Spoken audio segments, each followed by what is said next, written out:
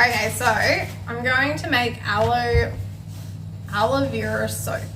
So I've watched Ellie's movie, her YouTube video from about a year ago, I think it was posted. So Ellie's Everyday Soap Making. I'll link it in the description box. I really highly recommend watching her if you want to learn how to make soap.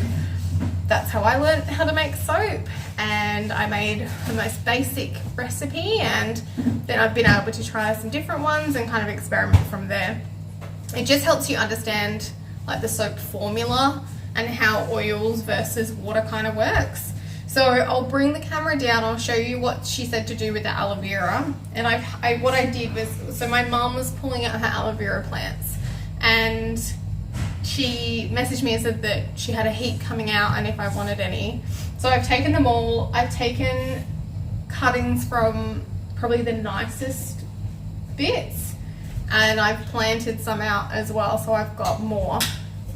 Now I have still got one whole plant there, so I'll see how much this makes. I don't want to waste it. I'll probably harvest that one as well and get that frozen into ice cubes too, just because I really don't want to waste what we have. And if it just needs to be frozen in ice cubes, that I can do. Okay, so we'll get started. I'll bring you down. I have never done this, so Ellie makes it look super easy, but we'll see. Okay. Alright, let's give this a go. So she said if you get the spoon and you just hook it under that, so it's going under the top skin.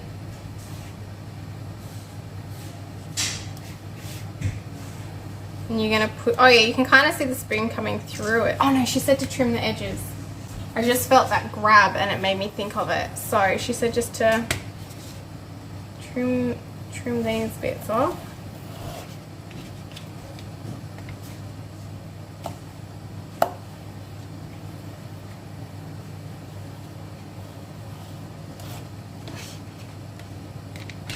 Okay, now that'll probably go easier. Yeah, it does, yeah. I'm just putting my hand there just to be able to feel the spoon. Oh. So yeah, you can see this end bit gets a bit funky. And then I can just like push that down and run it back along. Oh, okay, it's not going if I just like push it on this. Oh, actually that's not so bad. I just have to put a bit of effort to it. Ew, so it's like a fillet of fish. That's like a bit sketch, but into the blender it goes. How cool is that? Oh, it's so goopy. I might have to grab the chicken bucket. Actually, I'll just throw it in with the plum stuff. It's all gonna get composted and whatnot. Well, that's really good because that one had a bit of orange on the end, and a lot of these do. Oh, see, so you can see where this one got damaged yesterday. I'm just going to cut that off. It looks very black. Okay.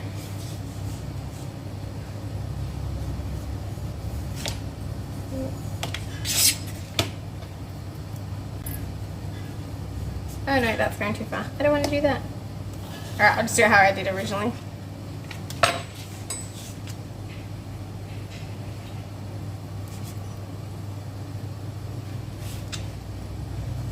Oh, it's so slippery now. So I've got aloe gloop all over me.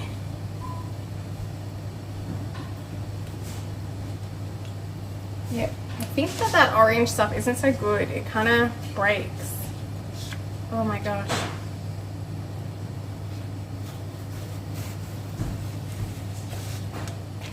Oh, that was such a good one.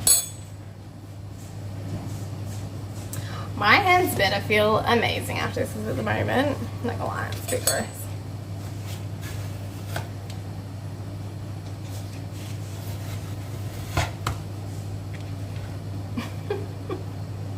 I should get the kids to do this. I actually think they'd find it really fun.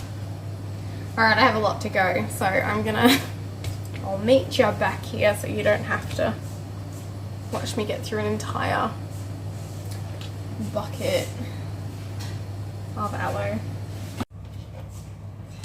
Okay, I've got about 1.5 liters, maybe 1250 mils of the aloe jelly. So we're going to add a little bit of water to that. I'm not going to do too much, but just a dash. I'm going to get this blitzed up to a smooth consistency, and then we're going to fill up our ice cube trays. I feel like I don't have enough ice cube trays, but that's okay. We will work through them. I'll get it sorted, even if I have to put it in bags and then just crush it up later on to use. That'll be fine as well. There's always another way around it. But we'll get this started, and then we'll go from there. Did you want to say hello? Hi. Awesome. Okay, all right, here we go.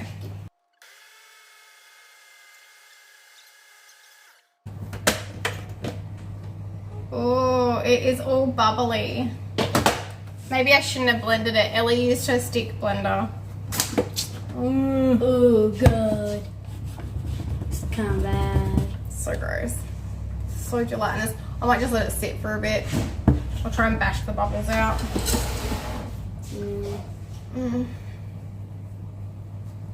And they're starting to go away.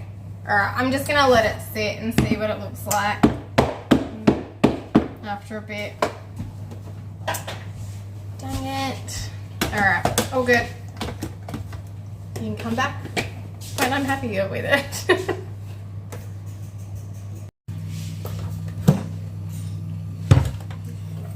We're back. It's been a few hours. We've had dinner, got the kettle on to have a cup of tea, and this has finally gone down.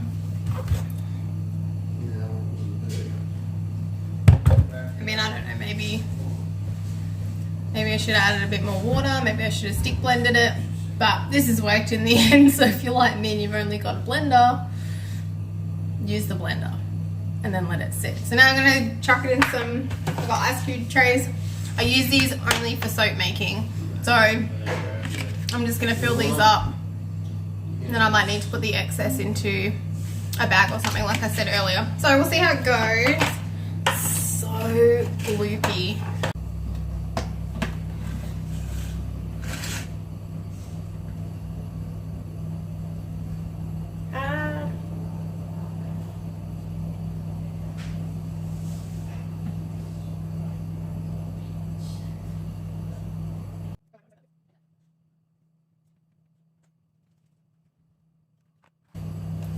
Oh, it looks like I've barely used any.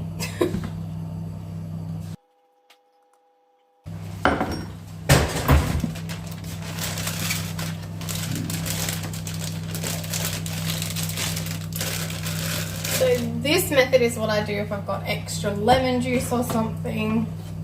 So I figured it'll probably work with this too. Oh, that smells fabulous.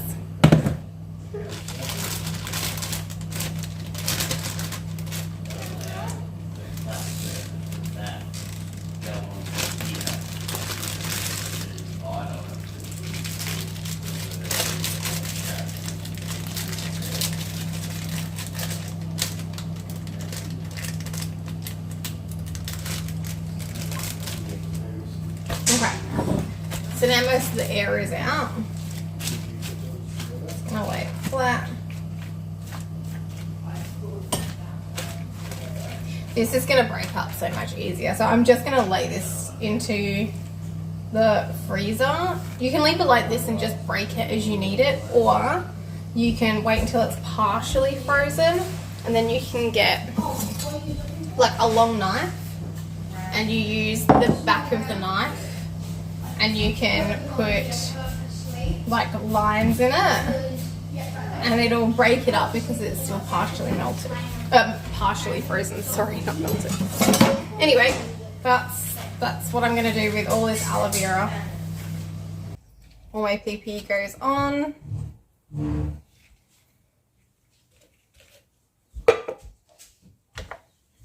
going to weigh out my ice cubes first.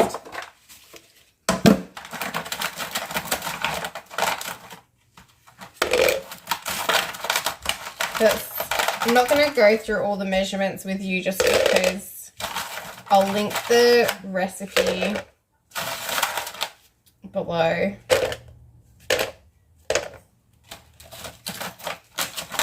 Pending this all turns out.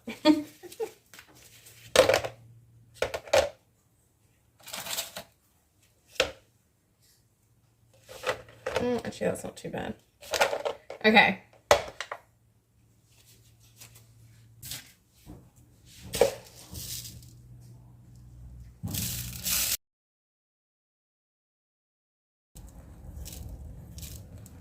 Oh, it might be spot on. Oh, so close. Oh, there we go. All right, I'm gonna get the lid straight back on that one.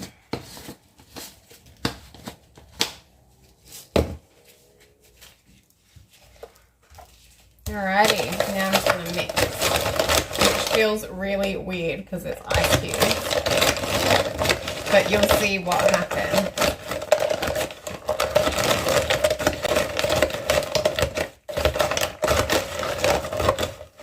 So the caustic soda heats it up.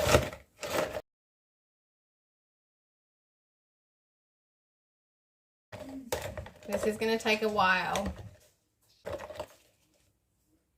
It's so interesting because it doesn't even feel hot, and so usually this is boiling hot, whereas this is actually quite hot, like really cold. I might just let it sit for a minute and I'll start measuring out my other oils. I'll just stir it occasionally.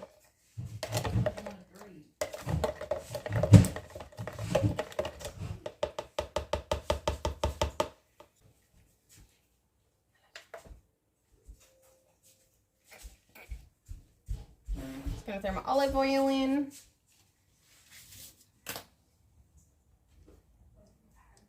The thing with soap making is it's to the gram, so you have to be pretty precise.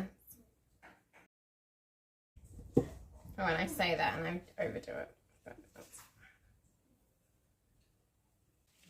how's that looking? Oh, it's starting to warm up a little, so I'll give it a bit of a stir.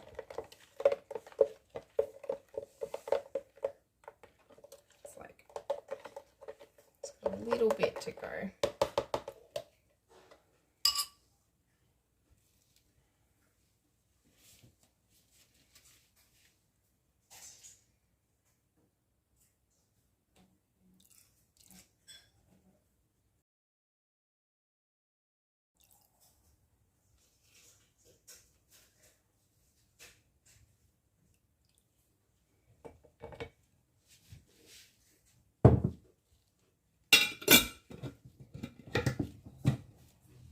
So it was coconut oil and castor oil.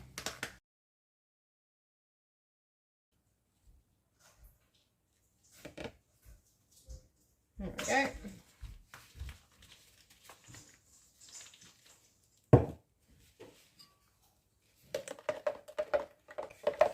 Just going to heat my oils up slightly while I wait for this lye to get itself sorted.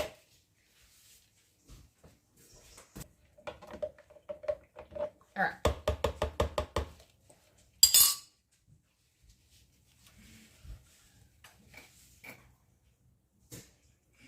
I should mention I have my stick blender ready to go. So I'm going to strain it because apparently you can get like gluggy bits. You can add it, but I'm not going to. I'd like a smoother consistency in my soap.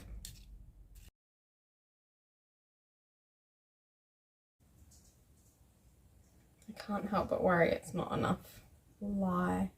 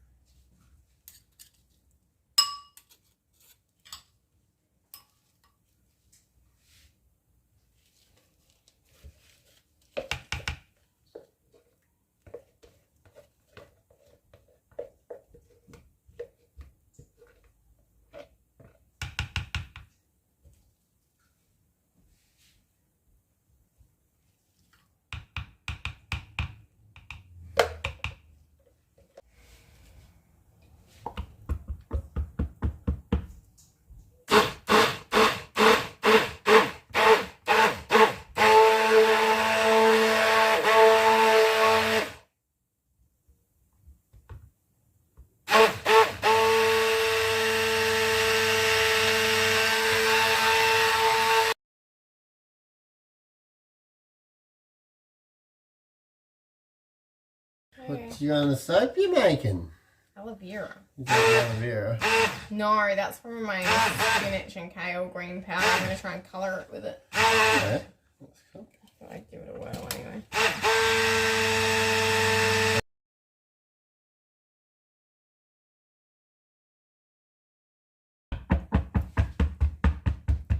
So you do that to get all the air bubbles out. So, and I'm doing this to check for a trace, which means I want it to see when that leaves a little divot. Look at all those bubbles that come out there. You don't want those in your soap.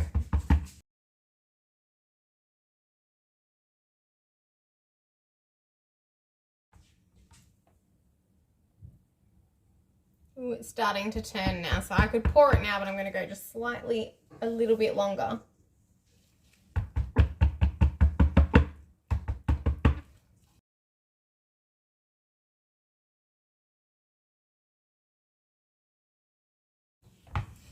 Alright, so that's a really decent trace now, and I'm pretty happy. I could definitely stop there.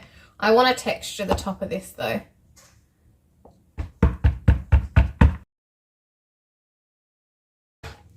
Alright, I'm not going to push my luck. I don't want to go too far because it can seize on you really fast. Look, I don't add any fragrance oils. And a lot of the time that happens with fragrance oils, and I personally prefer like a more natural soap.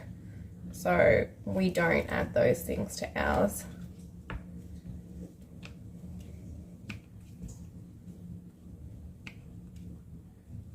But you can if you want to. It just might accelerate a lot faster. All right. I have a bowl over here. Ew. Okay. Get my little mold in the camera. Make sure I don't have stuff on that spatula. No, okay. Awesome. So you can see that pattern in that top bit. Oh, I don't know if you can see that. It's kind of like a cake batter. That is further than a light trace, but that's what I wanted. But if you're first starting out, go for a light trace. It'll give you a nice smooth top to your soap, and happy days. Okay, let's see how this fits into this mold. It should fit perfectly, but we shall see. You never know. See how the top is really nice and textured? That's why I let it go a little bit longer. Now I'm going to bang it down because I think I got some air bubbles in. I can't see them in the mix, but I just want to make sure they're out.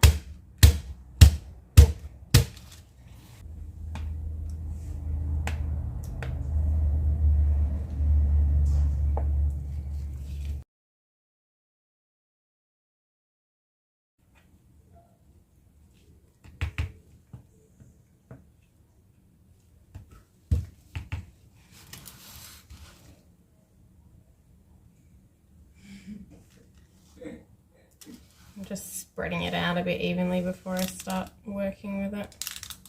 So now you can texture it because it's thickened up enough. It will continue to thicken as well if you want to, or honestly, just leave it flat.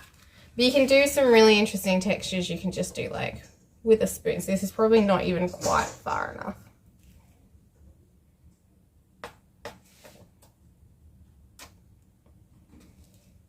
So you can do like little peaks. You can like do little like rivets, like this one's kind of fun. Don't spill it all over the edge.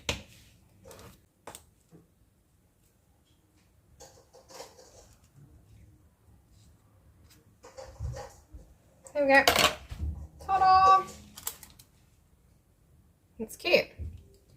So I've got, just from one of my old boxes, I like using this one because this has got the shinier material on it, so I sit that way. And then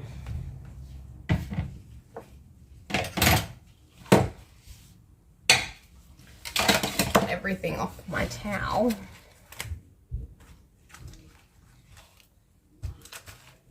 Then I wrap it.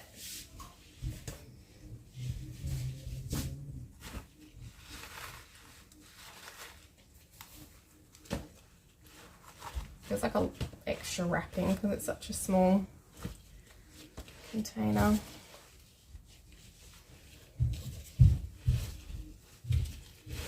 Done. And then I just move it to the back of the bench and I'll check that. It says in 24 hours, I believe. So I will get back to you with that tomorrow. Hello. Okay, so we are back. It has been 24 hours. I could probably leave it a bit longer. It's still kind of soft, but I like to cut the soap while it's still kind of soft. It just makes it a little bit easier for me because I don't have a proper cutting tool. So I will flip the camera and I will show you what we've got here.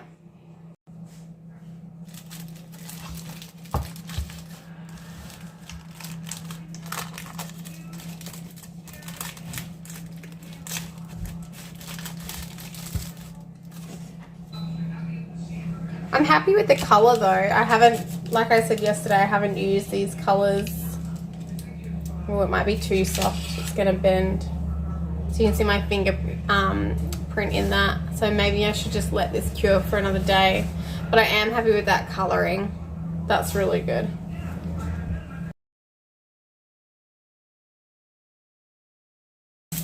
But yeah, so I'll take that through and put that on the drying rack and get that all ready to cure for 4 to 6 weeks. Alrighty, soap is cut on the drying rack. This is where it's going to sit for 6 weeks. I have little curing cards that I'm going to write up just to say what it is, date it was created. So funny, I look at it now and I've cut it on this really bizarre angle. Which is so funny, but it looks really good. I'm happy with the color. I'm so glad it turned out green. That's exactly what I wanted. And I think it will be a really nice soft bar. So castor oil generally will help with that. Well, that lighting's a bit better over here.